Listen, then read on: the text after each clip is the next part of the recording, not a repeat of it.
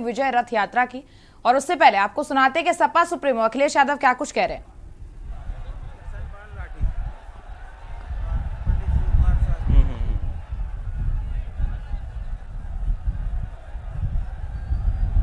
आज के इस कार्यक्रम की अध्यक्षता कर रहे आदरणीय पंडित शिव कुमार शास्त्री जी, इस मंच पर उपस्थित समाजवादी पार्टी के जिला अध्यक्ष रुद्रसेन जी, मंच पर उपस्थित इंद्रसेन जी, समाजवादी पार्टी के मुजफ्फरनगर के जिलाध्यक्ष प्रमोद त्यागी जी, समाजवादी पार्टी के नेता भाई उस्मान जी, पार्टी के हमारे विधायक संजय गर्ग जी, पूर्व एमएलसी आशु मलिक जी, यहाँ पर हमारे साथ मंच पर बैठे हुए सुधीर पवार जी, पार्टी के हमारे बड़ी संख्या में नेता हैं, अतुल प्रधान से लेकर के योगेश वर्मा जी से लेकर के राजकुमार और हमारे चंदन जी से लेकर के फकीर जंग गुजर जी, राकेश शर्मा जी, साकेश शर्मा जी से लेकर के बहुत सारे हमारे नेता हैं, और जो बहुजन समाज पार्टी कांग्रेस से छोड़ करके आए हैं, साहिल जी, लियाकत अली जी और मुजाहिर राणा जी से लेकर के, क्योंकि नाम लेना संभव नहीं है, सभी हमारी पार्टी के नेता जो मंच पर बैठे हैं, राहुल भारती जी से लेकर के जगपाल गुर्जर जी, और पुराने लोग भी दिखाई दे रहे हैं, हमें पुराने लोग भी दिखाई दे रहे हैं, सभी समाजवादी पार्टी के नेता। और इस गर्मी में इस पंडाल में उपस्थित बड़ी संख्या में हमारे आदरणीय बुजुर्ग, नौजवान साथी, पत्रकार बंधुओं, आज जब हम सब लोग इकट्ठे हुए हैं, हम सब लोग चौधरी यशपाल जी को याद कर रहे हैं। वो हमारे बीच नहीं हैं, लेकिन हम और आप सब लोग मिलकर के आज भी उन्हें याद कर रहे हैं। उनका जो व्यक्तित्व रहा है, उन्होंने जो लगातार गरीब, किसान और आपके बीच में जो सेवा की है, चौधरी यशपाल जी से पूज्य लोग इसीलिए याद किए जाते हैं कि जब कभी समाज को जरूरत पड़ती है तो वो समाज के साथ साथ गरीब और किसान के साथ खड़े दिखाई दे रहे हैं, इसीलिए आज भी हम लोग उनको याद कर रहे हैं। वो जहां ईमानदार थे, सच्चे इंसान थे, वहीं उनमें लड़ने की क्षमता थी अपने लोगों के लिए। जहां वो अपने लोगों के सम्मान के लिए लड़ जाते थे, अपने लोगों के सम्मान के लिए झुकते नहीं थे, इसलिए जब हमारे बीच नहीं है हम उन्हें याद कर रहे हैं। मुझे पूरा भरोसा है कि जो रास्ता उन्होंने दिखाया और संघर्ष का रास्ता बना करके गए हैं, उनके परिवार के लोग, सहयोगी, साथी उसी रास्ते पे चल करके समाज को जोड़ने का काम करेंगे, समाज की तमाम बुराइयों से लड़ने का काम करेंगे। जो लड़ाई किसानों और गरीबों की चौधरी यशपाल जी ने शुरू की, वो उस लड़ाई को हम सब लोग अब कमजोर नहीं होने देंगे। मैं इसके साथ साथ अपने गायक का भी कृष्णपाल जी को बधाई देता हूं। जब जब इन्होंने गाना गाया, उत्साह भर दिया, जोश भर दिया।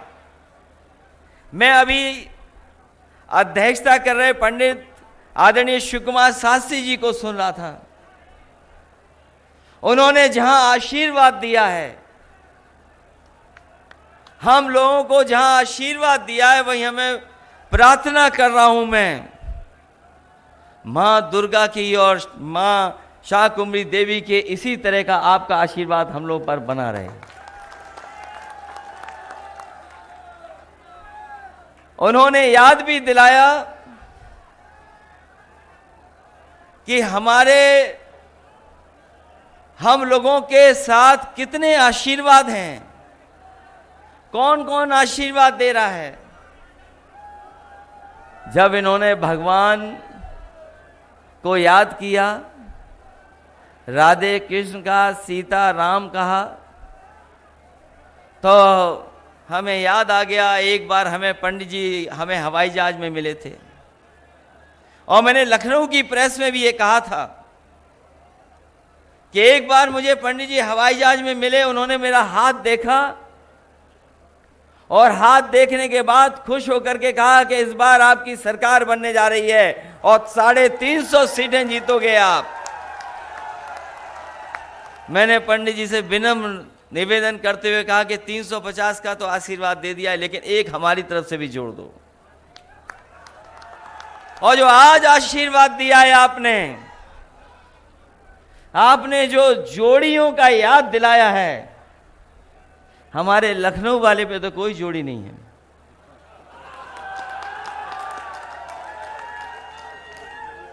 और कहीं वही बात है, हम ये नहीं कहते, हम किसी का अपमान नहीं कर रहे हैं, लेकिन यहां बैठे लोग, जब मैं देख रहा था कि ऋग्वेद की कुछ लाइनें पढ़ी जा रही थी, पंडित जी मंच पर हैं, तो हमारे लोगों ने गीता को भी पढ़ा होगा, गुरु नानक जी को भी पढ़ा होगा। जिन्होंने गीता पढ़ी है वो जानते होंगे कि योगी हम उसको बोलते हैं जो दूसरे का दुख अपना दुख समझे। और गुरु नानक जी को जिन्होंने पढ़ा होगा वो जानते होंगे कि उन्होंने कहा कि माया के बीच में रह के माया से दूर हो वो योगी होता है। तो बताओ, जो गद्दी पर बैठे हैं, अभी हम लोगों ने उनका कारनामा देखा, उनके लोगों का कारनामा अभी हम लोगों ने लखीमपुर में देखा, जहां पर किसानों को कुचल दिया गया, गाड़ी के टायरों से किसानों को कुचला गया। वो किसानों को तो कुचला ही गया है, लेकिन उसके साथ साथ कानून को भी कुचलने की तैयारी थी। जो लोग किसान को कुचल सकते हैं, कानून को कुचल सकते हैं, उन्हें देर नहीं लगेगी कि एक बार वो संविधान को भी कुचल देंगे। इसलिए हम आपसे निवेदन करने आए हैं, जब हम चौधरी यशपाल जी को याद कर रहे हैं, तो हमें समाज और देश को कैसे बनाना है। हमारे किसान अन्नदाता हैं, वो हमारा पेट भरते हैं, अन्नदाता हमारा पेट भरता है, हमें पहनने को कपड़े देता है, और उसको इस तरीके से अपमानित होना पड़ रहा। क्या क्या नहीं कहा जा रहा किसान भाइयों, आपको मवाली कहा जा रहा,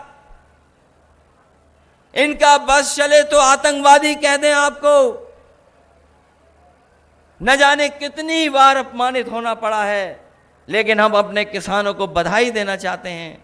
भारतीय जनता पार्टी ने कितना भी अपमानित किया होगा, लेकिन वो अपने संघर्ष से पीछे नहीं हटे हैं। उन्होंने भी ठान लिया है कि जब तक बैठे रहेंगे, जब तक ये 3 कानून वापस नहीं होंगे। और यही हमारे लोकतंत्र की ताकत है कि हम लड़ना भी जानते हैं, गद्दी पे भी बैठाना जानते हैं, और जब मौका मिलेगा तो गद्दी से हटाना भी ये जनता जानती है।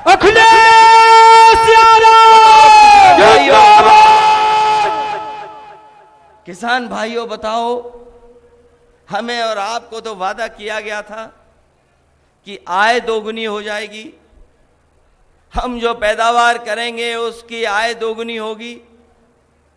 पिछले चुनाव में एक वादा किया गया कि आय दोगुनी किसानों की होगी।